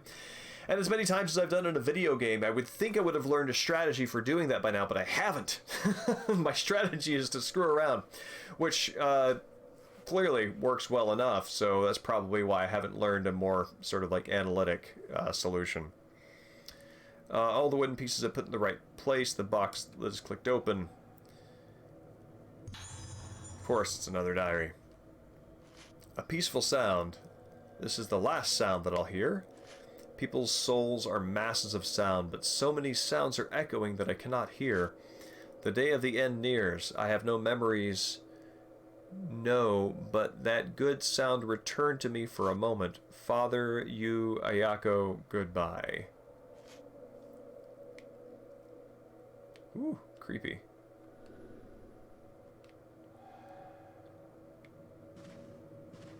Nope. Fight. No. Just her.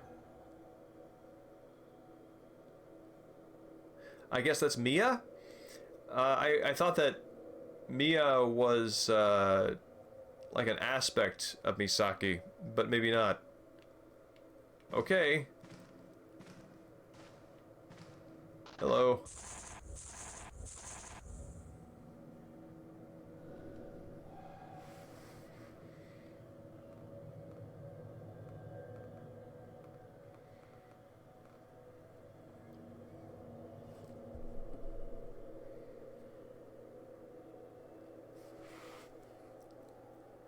Oh wow, I'm just teleported onto the roof.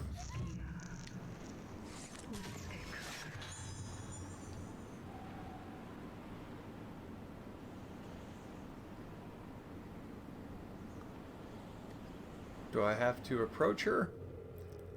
Let's see, who is that?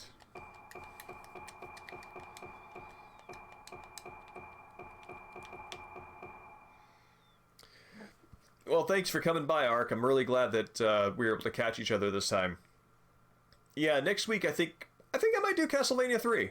I think that'll be a good gothic horror shift into something that's a little more little poppier than this game's particular mood. So yeah, I hope to see you then. I hope you have a good day at work. A young Misaki admiring the moon. This place and the full moon quietly fill her with a serene feeling and begins to heal her. Girl in black watching sadly. You can't remember yet? So how can I tell you the truth? Jumping patient. Shigeto Haibaro's wife. She is troubled by thoughts of her daughter's impending death, and this fate drives her mad.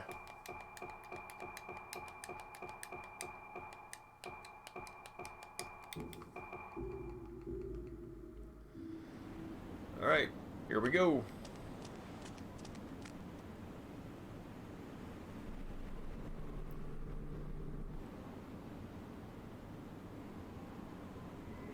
In retrospect, that seems like the natural consequence of that choice.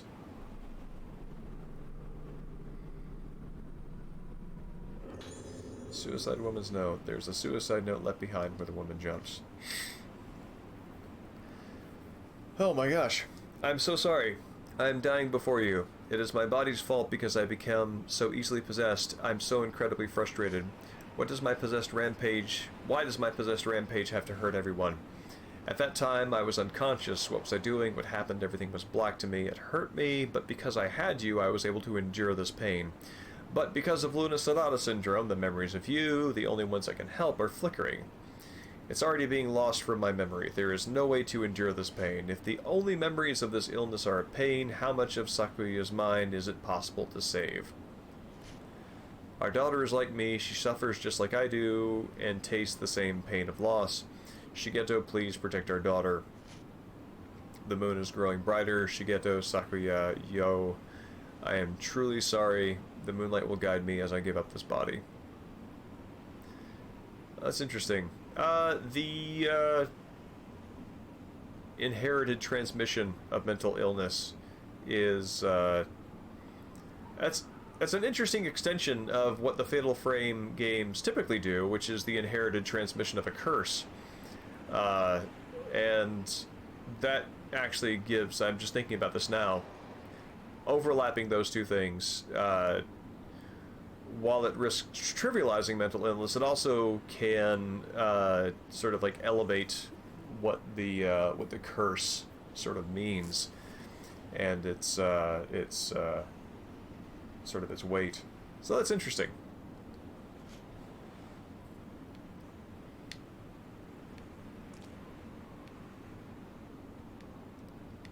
Okay, large open area.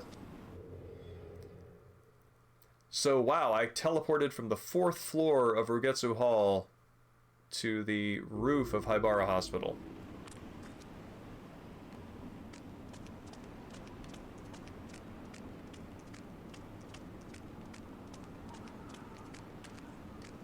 Hello?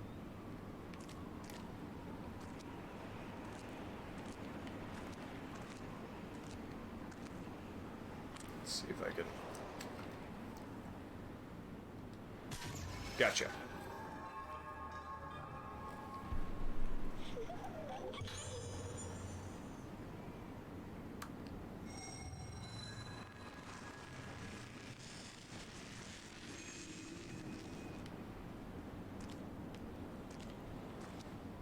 What else is there? Here. There we go.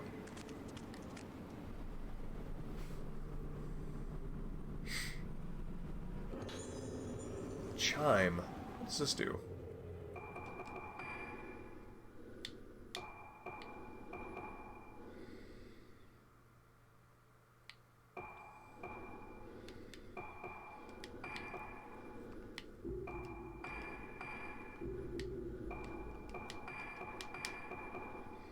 Will automatically aim you at the closest ghost. That seems pretty useful.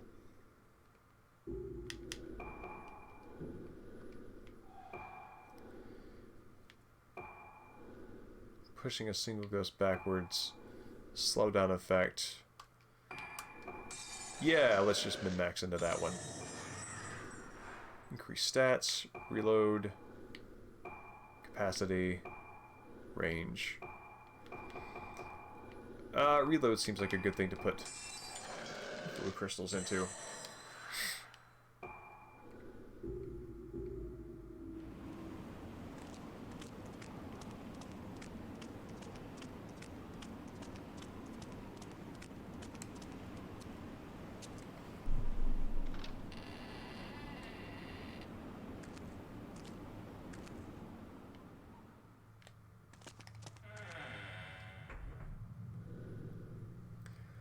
There's a television and a stove amongst the junk. Interesting that that's what her mind is brought to. And a synth.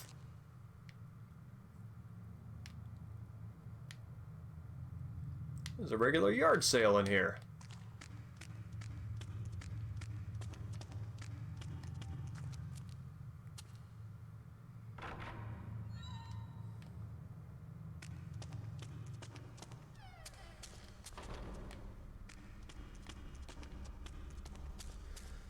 Excellent, a save point.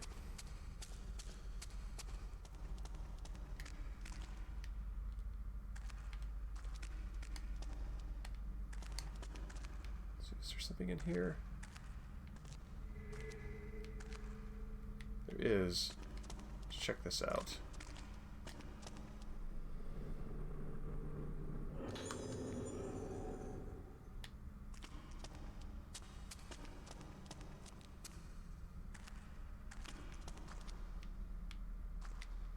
Ha!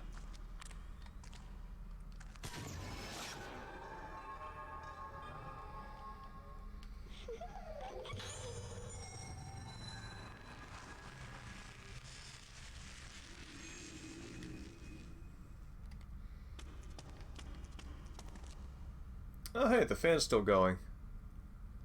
That's a sign of some electricity after all.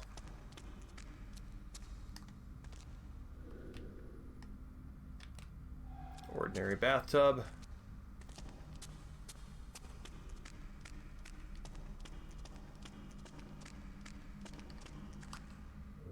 Okay. So, I think that brings us to a close for the night. Yeah, next week I think I'm going to put this one on pause. We're going to do something that's a little bit faster paced. And kind of recharge a little bit because I'm losing interest. And we will finish this nonetheless. We have, as I mentioned during the stream, we have 2 games that are sort of TBD or TBF to be finished, and this will go among them. So thank you everybody for coming out. It's been a pleasure, and I hope to see you next week.